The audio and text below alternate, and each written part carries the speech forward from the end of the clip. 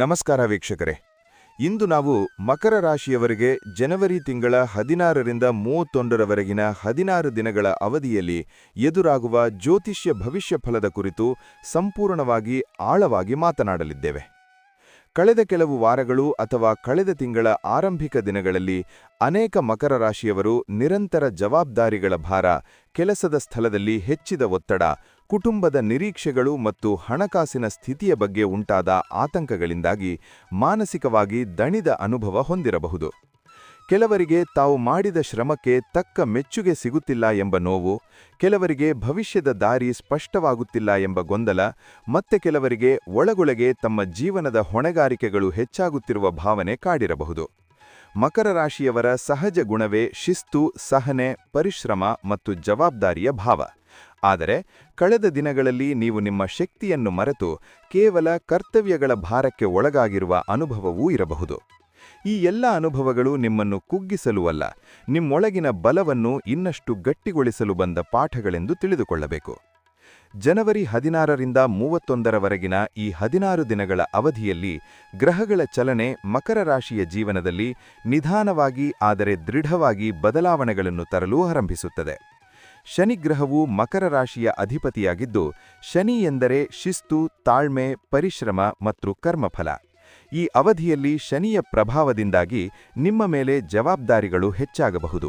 ಆದರೆ ಅದೇ ಸಮಯದಲ್ಲಿ ನಿಮ್ಮೊಳಗಿನ ಆತ್ಮವಿಶ್ವಾಸವು ಜಾಗೃತವಾಗುತ್ತದೆ. ನೀವು ಮಾಡಿದ ಪ್ರತಿಯೊಂದು ಕಾರ್ಯಕ್ಕೂ ಫಲ ದೊರೆಯಬೇಕಾದರೆ ಸಮಯ ಬೇಕು ಎಂಬ ಸತ್ಯವನ್ನು ಈ ಅವಧಿ ನಿಮಗೆ ಮತ್ತೊಮ್ಮೆ ನೆನಪಿಸುತ್ತದೆ. ಗುರುಗ್ರಹವು ನಿಮ್ಮ ಧನ ಮತ್ತು ಮೌಲ್ಯಗಳಿಗೆ ಸಂಬಂಧಿಸಿದ ಸ್ಥಾನದಲ್ಲಿ ಅನುಕೂಲಕರ ಪ್ರಭಾವ ನೀಡುತ್ತಿದ್ದು, ಗುರು ಎಂದರೆ ಜ್ಞಾನ, ವೃದ್ಧಿ ಮತ್ತು ಆಶೀರ್ವಾದ. ಈ ಅವಧಿಯಲ್ಲಿ ಹಿರಿಯರಿಂದ ಸಿಗುವ ಸಲಹೆಗಳು, ಅನುಭವಿಗಳ ಮಾತುಗಳು ಮತ್ತು ಧಾರ್ಮಿಕ ಚಿಂತನೆಗಳು ನಿಮ್ಮ ಜೀವನದಲ್ಲಿ ಸ್ಥಿರತೆಯನ್ನು ಹೆಚ್ಚಿಸುತ್ತವೆ. ರಾಹು ಮತ್ತು ಕೇತುಗಳ ಚಲನೆಯು ಈ ಅವಧಿಯಲ್ಲಿ ನಿಮ್ಮ ಮನಸ್ಸಿನಲ್ಲಿ ಕೆಲವೊಮ್ಮೆ ಅತಿಯಾದ ಚಿಂತನೆಗಳನ್ನು ಮತ್ತೆ ಕೆಲವೊಮ್ಮೆ ಒಳಗೊಳಗಿನ ಶಾಂತಿಯನ್ನು ಉಂಟುಮಾಡಬಹುದು. ರಾಹು ಅಂದರೆ ಅಸಾಮಾನ್ಯ ಆಸೆ ಮತ್ತು ಭ್ರಮೆ, ಕೇತು ಅಂದರೆ ವೈರಾಗ್ಯ ಮತ್ತು ಆಂತರಿಕ ಅರಿವು. ಈ ಎರಡರ ಪ್ರಭಾವದಿಂದಾಗಿ ಕೆಲ ದಿನಗಳಲ್ಲಿ ನೀವು ಜೀವನದಲ್ಲಿ ದೊಡ್ಡ ಬದಲಾವಣೆ ಮಾಡಬೇಕು ಎಂಬ ತೀವ್ರ ಆಸೆ ಕಾಣಿಸಬಹುದು. ಮತ್ತೆ ಕೆಲ ದಿನಗಳಲ್ಲಿ ಎಲ್ಲವನ್ನೂ ನಿಧಾನವಾಗಿ ಮುಂದುವರೆಸಬೇಕು ಎಂಬ ಭಾವನೆ ಮೂಡಬಹುದು. ಮಂಗಳ ಗ್ರಹದ ಪ್ರಭಾವ ಈ ಅವಧಿಯಲ್ಲಿ ನಿಮ್ಮಲ್ಲಿ ಧೈರ್ಯ ಮತ್ತು ಕಾರ್ಯಚಟುವಟಿಕೆಯನ್ನು ಹೆಚ್ಚಿಸುತ್ತದೆ. ಆದರೆ ಅತಿಯಾದ ಕಠಿಣ ಮಾತು ಮತ್ತು ಆತುರ ಸಂಬಂಧಗಳಿಗೆ ಧಕ್ಕೆ ತರುವ ಸಾಧ್ಯತೆ ಇರುವುದರಿಂದ ಸಂಯಮ ಅಗತ್ಯ. ಸೂರ್ಯನ ಚಲನೆಯು ನಿಮ್ಮ ಆತ್ಮಗೌರವ ಮತ್ತು ನಾಯಕತ್ವ ಗುಣಗಳನ್ನು ಹೆಚ್ಚಿಸುತ್ತದೆ. ಚಂದ್ರನ ಚಲನೆಯು ದಿನದಿಂದ ದಿನಕ್ಕೆ ನಿಮ್ಮ ಮನಸ್ಥಿತಿಯನ್ನು ಬದಲಾಯಿಸುತ್ತದೆ. ವಿಶೇಷವಾಗಿ ಜನವರಿ 17, 20, 25 ಮತ್ತು 30 ದಿನಗಳಲ್ಲಿ ನಿಮ್ಮ ಮನಸ್ಸು ಹೆಚ್ಚು ಸಂವೇದನಾಶೀಲವಾಗಿರುತ್ತದೆ. ಆದ್ದರಿಂದ ಆ ದಿನಗಳಲ್ಲಿ ಪ್ರಮುಖ ನಿರ್ಧಾರಗಳನ್ನು ಶಾಂತ ಮನಸ್ಸಿನಿಂದ ತೆಗೆದುಕೊಳ್ಳುವುದು ಅತ್ಯಂತ ಅಗತ್ಯ. ಈ ಅವಧಿಯ ಮೊದಲ ವಾರದಲ್ಲಿ, ಅಂದರೆ ಜನವರಿ 16ರಿಂದ 23ರವರೆಗೆ, ನಿಮ್ಮ ಜೀವನದಲ್ಲಿ ಶಕ್ತಿ ಸ್ವಲ್ಪ ನಿಧಾನಗತಿಯಲ್ಲಿ ಇರಬಹುದು. ಕೆಲಸದ ಸ್ಥಳದಲ್ಲಿ ಹೆಚ್ಚಿದ ಜವಾಬ್ದಾರಿಗಳು, ಸಮಯದ ಕೊರತೆ ಮತ್ತು ಮೇಲಧಿಕಾರಿಗಳ ನಿರೀಕ್ಷೆಗಳು ನಿಮ್ಮ ಮೇಲೆ ಒತ್ತಡ ತರುವ ಸಾಧ್ಯತೆ ಇದೆ. ಕೆಲವರಿಗೆ ಕೆಲಸದ ವಿಷಯದಲ್ಲಿ ಸ್ವಲ್ಪ ಅಸಮಾಧಾನ ಅಥವಾ ವಿಳಂಬ ಕಾಣಿಸಬಹುದು. ಈ ಸಮಯದಲ್ಲಿ ನೀವು ಮಾಡಬೇಕಾದ ಮುಖ್ಯ ಕೆಲಸವೆಂದರೆ ಪ್ರತಿಯೊಂದು ಕೆಲಸವನ್ನು ಕ್ರಮಬದ್ಧವಾಗಿ ಮಾಡಿ ಆತುರಕ್ಕೆ ಒಳಗಾಗದೆ ತಾಳ್ಮೆಯಿಂದ ಮುಂದುವರೆಯುವುದು. ಹಣಕಾಸಿನ ವಿಷಯದಲ್ಲಿ ಆದಾಯ ಸ್ಥಿರವಾಗಿದ್ದರೂ ಹಠಾತ್ ಖರ್ಚುಗಳು ನಿಮ್ಮ ಯೋಜನೆಯನ್ನು ಸ್ವಲ್ಪ ಅಸ್ತವ್ಯಸ್ತಗೊಳಿಸಬಹುದು. ವಿಶೇಷವಾಗಿ ಮನೆಗೆ ಸಂಬಂಧಿಸಿದ ಖರ್ಚುಗಳು, ವಾಹನ ಅಥವಾ ಆರೋಗ್ಯ ಸಂಬಂಧಿತ ವೆಚ್ಚಗಳು ಹೆಚ್ಚಾಗುವ ಸಾಧ್ಯತೆಯಿದೆ. ಸಾಲ ಅಥವಾ ಬಾಕಿ ಹಣದ ವಿಷಯದಲ್ಲಿ ತಕ್ಷಣದ ಒತ್ತಡ ಕಾಣಿಸದಿದ್ದರೂ ಹೊಸ ಸಾಲ ತೆಗೆದುಕೊಳ್ಳುವುದನ್ನು ಈ ವಾರದಲ್ಲಿ ಸಾಧ್ಯವಾದಷ್ಟು ತಪ್ಪಿಸುವುದು ಒಳ್ಳೆಯದು. ಹಳೆಯ ಬಾಕಿಗಳನ್ನು ಹಂತಹಂತವಾಗಿ ತೀರಿಸುವ ಬಗ್ಗೆ ಯೋಚಿಸಲು ಇದು ಸೂಕ್ತ ಸಮಯವಾಗಿದೆ. ಎರಡನೇ ವಾರದಲ್ಲಿ, ಅಂದರೆ ಜನವರಿ 24ರಿಂದ 31ರವರೆಗೆ, ನಿಮ್ಮ ಜೀವನದಲ್ಲಿ ಶಕ್ತಿ ನಿಧಾನವಾಗಿ ಸ್ಥಿರವಾಗಲು ಆರಂಭಿಸುತ್ತದೆ. ಈ ಸಮಯದಲ್ಲಿ ಗ್ರಹಗಳ ಅನುಕೂಲಕರ ಪ್ರಭಾವದಿಂದಾಗಿ ನಿಮ್ಮ ಮನಸ್ಸಿನಲ್ಲಿ ಸ್ಪಷ್ಟತೆ ಹೆಚ್ಚಾಗುತ್ತದೆ. ಉದ್ಯೋಗದಲ್ಲಿರುವ ಮಕರ ರಾಶಿಯವರಿಗೆ ಕೆಲಸದ ಸ್ಥಳದಲ್ಲಿ ತಮ್ಮ ಪರಿಶ್ರಮಕ್ಕೆ ಗುರುತಿನ ಸಾಧ್ಯತೆ ಹೆಚ್ಚಾಗುತ್ತದೆ. ಕೆಲವರಿಗೆ ಮೇಲಧಿಕಾರಿಗಳಿಂದ ಮೆಚ್ಚುಗೆ, ಹೊಸ ಜವಾಬ್ದಾರಿ ಅಥವಾ ಮಹತ್ವದ ಯೋಜನೆಯ ಹೊಣೆ ದೊರೆಯಬಹುದು. ಇದು ಮೊದಲಿಗೆ ಒತ್ತಡದಂತೆ ಅನಿಸಬಹುದು, ಆದರೆ ದೀರ್ಘಾವಧಿಯಲ್ಲಿ ನಿಮ್ಮ ವೃತ್ತಿಜೀವನಕ್ಕೆ ಬಹಳ ಲಾಭಕಾರಿಯಾಗುತ್ತದೆ. ಹೊಸ ಉದ್ಯೋಗಾವಕಾಶಗಳ ಬಗ್ಗೆ ಮಾಹಿತಿ ಸಿಗಬಹುದು.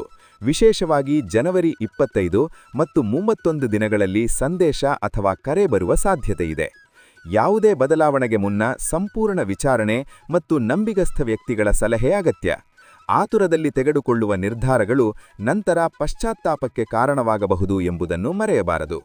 ವ್ಯಾಪಾರ ಮತ್ತು ಸ್ವಂತ ಉದ್ಯಮದಲ್ಲಿರುವ ಮಕರ ರಾಶಿಯವರಿಗೆ ಈ ಅವಧಿ ನಿಧಾನವಾದ ಆದರೆ ಸ್ಥಿರ ಬೆಳವಣಿಗೆಯನ್ನು ನೀಡುತ್ತದೆ.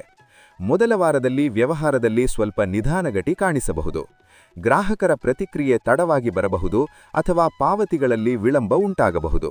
ಇದರಿಂದ ಸ್ವಲ್ಪ ಆತಂಕ ಉಂಟಾಗಬಹುದು. ಆದರೆ ಎರಡನೇ ವಾರದಲ್ಲಿ ಪರಿಸ್ಥಿತಿ ನಿಧಾನವಾಗಿ ಸುಧಾರಿಸುತ್ತದೆ. ಹಳೆಯ ಗ್ರಾಹಕರಿಂದ ಮತ್ತೆ ಸಂಪರ್ಕ, ಹೊಸ ಒಪ್ಪಂದಗಳ ಅವಕಾಶ ಮತ್ತು ವ್ಯವಹಾರ ವಿಸ್ತಾರಕ್ಕೆ ಸಂಬಂಧಿಸಿದ ಚರ್ಚೆಗಳು ನಡೆಯುವ ಸಾಧ್ಯತೆಯಿದೆ. ಈ ಸಮಯದಲ್ಲಿ ನಿಮ್ಮ ಶಿಸ್ತಿನ ಕೆಲಸ ಮತ್ತು ನಂಬಿಕೆ ನಿಮ್ಮ ದೊಡ್ಡ ಬಲವಾಗುತ್ತದೆ. ಹೂಡಿಕೆಯ ವಿಷಯದಲ್ಲಿ ಈ ಅವಧಿಯಲ್ಲಿ ಅತಿಯಾದ ಅಪಾಯ ತೆಗೆದುಕೊಳ್ಳುವುದು ಸೂಕ್ತವಲ್ಲ. ವಿಶೇಷವಾಗಿ ಜನವರಿ 17, 20, 24 ಮತ್ತು 29 ದಿನಗಳಲ್ಲಿ ದೊಡ್ಡ ಹಣಕಾಸು ನಿರ್ಧಾರಗಳನ್ನು ಮುಂದೂಡುವುದು ಒಳ್ಳೆಯದು. ನಿಧಾನವಾಗಿ ಪರಿಶೀಲನೆ ಮಾಡಿಕೊಂಡು ಮಾಡಿದ ಹೂಡಿಕೆಗಳು ಮಾತ್ರ ದೀರ್ಘಾವಧಿಯಲ್ಲಿ ಭದ್ರತೆ ನೀಡುತ್ತವೆ. ಪ್ರೇಮ ಮತ್ತು ವಿವಾಹ ಜೀವನದಲ್ಲಿ ಈ ಅವಧಿ ಮಕರ ರಾಶಿಯವರಿಗೆ ಸಂವೇದನಾಶೀಲವಾಗಿದೆ. ವಿವಾಹಿತರು ತಮ್ಮ ಸಂಗಾತಿಯೊಂದಿಗೆ ಹೆಚ್ಚು ಸಮಯ ಕಳೆಯುವ ಮತ್ತು ಮನಸ್ಸಿನ ಮಾತುಗಳನ್ನು ಹಂಚಿಕೊಳ್ಳುವ ಅಗತ್ಯವಿದೆ. ನಿಮ್ಮ ಮೌನವನ್ನು ಸಂಗಾತಿ ತಪ್ಪಾಗಿ ಅರ್ಥಮಾಡಿಕೊಳ್ಳುವ ಸಾಧ್ಯತೆ ಇರುವುದರಿಂದ ಶಾಂತವಾಗಿ ಮತ್ತು ಸ್ಪಷ್ಟವಾಗಿ ಸಂವಹನ ನಡೆಸುವುದು ಅತ್ಯಂತ ಅಗತ್ಯ. ಸ್ವಲ್ಪ ಅನುಮಾನಗಳು ದೊಡ್ಡ ಗೊಂದಲಕ್ಕೆ ಕಾರಣವಾಗದಂತೆ ಎಚ್ಚರಿಕೆ ವಹಿಸಬೇಕು. ಅವಿವಾಹಿತರಿಗೆ ಹೊಸ ಪರಿಚಯಗಳಾಗಬಹುದು. ವಿಶೇಷವಾಗಿ ಜನವರಿ 25 ಮತ್ತು 31 ದಿನಗಳಲ್ಲಿ ಹೊಸ ವ್ಯಕ್ತಿಗಳೊಂದಿಗೆ ಮಾತುಕತೆ ನಡೆಯುವ ಸಾಧ್ಯತೆಯಿದೆ. ಆದರೆ ಆ ಸಂಬಂಧಗಳನ್ನು ತಕ್ಷಣ ಭವಿಷ್ಯದ ನಿರ್ಧಾರಗಳೊಂದಿಗೆ ಜೋಡಿಸುವ ಮುನ್ನ ಸಮಯ ತೆಗೆದುಕೊಳ್ಳುವುದು ಒಳ್ಳೆಯದು. ಕುಟುಂಬ ಜೀವನದಲ್ಲಿ ಕೆಲವೊಮ್ಮೆ ಹಿರಿಯರೊಂದಿಗೆ ಅಭಿಪ್ರಾಯ ಭೇದಗಳು ಉಂಟಾಗಬಹುದು. ಆದರೆ ತಾಳ್ಮೆ ಮತ್ತು ಗೌರವದಿಂದ ನಡೆದುಕೊಂಡರೆ ಸಮಸ್ಯೆಗಳು ಶೀಘ್ರ ಪರಿಹಾರವಾಗುತ್ತವೆ. ಮಹಿಳೆಯರಿಗಾಗಿ ಈ ಅವಧಿ ವಿಶೇಷ ಮಹತ್ವವನ್ನು ಹೊಂದಿದೆ. ಗೃಹಿಣಿಯರಿಗೆ ಮನೆಯೊಳಗಿನ ಜವಾಬ್ದಾರಿಗಳು ಹೆಚ್ಚಾದರೂ ತಮ್ಮ ಶ್ರಮವನ್ನು ಕುಟುಂಬದವರು ಗುರುತಿಸುವ ಸಂದರ್ಭಗಳು ಬರುತ್ತವೆ. ಕೆಲವರಿಗೆ ಮನೆ ವ್ಯವಸ್ಥೆ, ಶಿಸ್ತು ಮತ್ತು ಮಕ್ಕಳ ಭವಿಷ್ಯ ಕುರಿತು ಹೆಚ್ಚು ಚಿಂತನೆ ಮೂಡಬಹುದು. ಉದ್ಯೋಗಸ್ಥ ಮಹಿಳೆಯರು ಕೆಲಸದ ಸ್ಥಳದಲ್ಲಿ ತಮ್ಮ ಪರಿಶ್ರಮ ಮತ್ತು ಶಿಸ್ತಿನಿಂದ ಉತ್ತಮ ಹೆಸರು ಗಳಿಸಬಹುದು. ಮೊದಲ ವಾರದಲ್ಲಿ ಸ್ವಲ್ಪ ಒತ್ತಡವಿದ್ದರೂ ಎರಡನೇ ವಾರದಲ್ಲಿ ಮೆಚ್ಚುಗೆ ಮತ್ತು ಬೆಂಬಲ ಸಿಗುವ ಸೂಚನೆಯಿದೆ. ವಿದ್ಯಾರ್ಥಿನಿಯರಿಗೆ ಮೊದಲ ವಾರದಲ್ಲಿ ಏಕಾಗ್ರತೆ ಸ್ವಲ್ಪ ಕಡಿಮೆಯಾಗಬಹುದು. ಆದರೆ ಎರಡನೇ ವಾರದಲ್ಲಿ ಮನಸ್ಸು ಸ್ಥಿರವಾಗಿ ಓದಿನಲ್ಲಿ ಉತ್ತಮ ಪ್ರಗತಿ ಕಾಣಿಸುತ್ತದೆ. ಆರೋಗ್ಯದ ವಿಷಯದಲ್ಲಿ ಮೊದಲ ವಾರದಲ್ಲಿ ದಣಿವು, ಬೆನ್ನು ನೋವು, ಕಾಲು ನೋವು ಅಥವಾ ನಿದ್ರೆಯ ಕೊರತೆ ಕಾಣಿಸಬಹುದು. ಎರಡನೇ ವಾರದಲ್ಲಿ ಆರೋಗ್ಯದಲ್ಲಿ ಕ್ರಮೇಣ ಸುಧಾರಣೆ ಕಂಡುಬರುತ್ತದೆ. ಆದರೂ ಆಹಾರ, ವಿಶ್ರಾಂತಿ ಮತ್ತು ನಿಯಮಿತ ಜೀವನ ಶೈಲಿಗೆ ಹೆಚ್ಚಿನ ಗಮನ ಅಗತ್ಯ. ವಿದೇಶ ಪ್ರಯಾಣ ಅಥವಾ ದೂರ ಪ್ರಯಾಣದ ಯೋಗ ಈ ಅವಧಿಯಲ್ಲಿ ನಿಧಾನವಾಗಿ ರೂಪುಗೊಳ್ಳುತ್ತಿದೆ. ಕೆಲವರಿಗೆ ಕೆಲಸಕ್ಕೆ ಸಂಬಂಧಿಸಿದಂತೆ ಪ್ರಯಾಣದ ಚರ್ಚೆಗಳು ನಡೆಯಬಹುದು. ತಕ್ಷಣದ ಪ್ರಯಾಣದಕ್ಕಿಂತಲೂ ಮುಂದಿನ ತಿಂಗಳುಗಳಿಗೆ ಸಂಬಂಧಿಸಿದ ಯೋಜನೆಗಳು ಹೆಚ್ಚು ಸಾಧ್ಯ. ಸರ್ಕಾರಿ ಕೆಲಸಗಳು, ದಾಖಲೆ, ಬ್ಯಾಂಕ್ ಸಂಬಂಧಿತ ಪ್ರಕ್ರಿಯೆಗಳು ಅಥವಾ ಕಾನೂನು ವಿಷಯಗಳಲ್ಲಿ ಸ್ವಲ್ಪ ವಿಳಂಬ ಉಂಟಾಗಬಹುದು. ಕೆಲವೊಮ್ಮೆ ಸಣ್ಣ ತಪ್ಪು ದೊಡ್ಡ ತಡಕ್ಕೆ ಕಾರಣವಾಗಬಹುದು. ಆದ್ದರಿಂದ ಪ್ರತಿಯೊಂದು ದಾಖಲೆ ಮತ್ತು ಪ್ರಕ್ರಿಯೆಯನ್ನು ಎಚ್ಚರಿಕೆಯಿಂದ ಪರಿಶೀಲಿಸುವುದು ಅತ್ಯಗತ್ಯ. ಜನವರಿ 25, 27 ಮತ್ತು 31 ದಿನಗಳು ಮಕರ ರಾಶಿಯವರಿಗೆ ಅತ್ಯಂತ ಪ್ರಮುಖ ದಿನಾಂಕಗಳಾಗಿದ್ದು, ಈ ದಿನಗಳಲ್ಲಿ ಒಳ್ಳೆಯ ಸುದ್ದಿ, ನಿರೀಕ್ಷಿತ ಉತ್ತರ ಅಥವಾ ಸ್ಪಷ್ಟ ನಿರ್ಧಾರ ಸಿಗುವ ಸಾಧ್ಯತೆ ಇದೆ. ಜನವರಿ 16 ಮತ್ತು 20 ದಿನಗಳಲ್ಲಿ ವಿಶೇಷ ಎಚ್ಚರಿಕೆ ಅಗತ್ಯ, ವಿಶೇಷವಾಗಿ ಹಣಕಾಸು ಮತ್ತು ಸಂಬಂಧಗಳ ವಿಷಯದಲ್ಲಿ. ಗ್ರಹಾಧಾರಿತ ಪರಿಹಾರಗಳ ಬಗ್ಗೆ ಮಾತನಾಡುವುದಾದರೆ, ಶನಿವಾರದಂದು ಶನಿದೇವರಿಗೆ ಪೂಜೆ ಮಾಡುವುದು, ಹಿರಿಯರಿಗೆ ಸೇವೆ ಸಲ್ಲಿಸುವುದು ಮತ್ತು ಅಗತ್ಯವಿರುವವರಿಗೆ ಆಹಾರ ದಾನ ಮಾಡುವುದು ಮಕರ ರಾಶಿಯವರಿಗೆ ಅತ್ಯಂತ ಅನುಕೂಲಕರ. ಸೋಮವಾರದಂದು ಶಿವನಿಗೆ ಜಲಾಭಿಷೇಕ ಮಾಡುವುದು ಮನಸ್ಸಿನ ಅಶಾಂತಿಯನ್ನು ಕಡಿಮೆ ಮಾಡುತ್ತದೆ.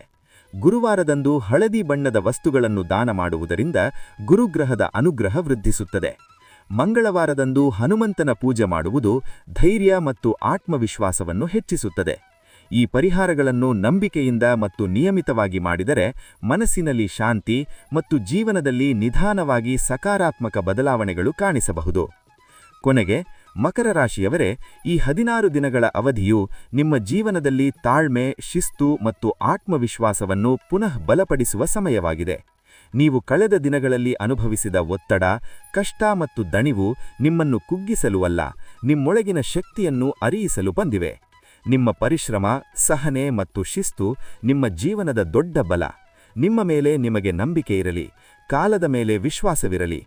ವೈದಿಕ ಶಾಸ್ತ್ರದ ಮಾರ್ಗದರ್ಶನ ನಿಮ್ಮೊಂದಿಗೆ ಇದೆ.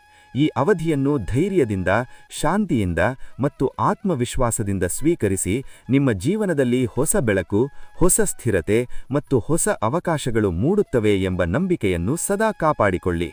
ಧನ್ಯವಾದಗಳು.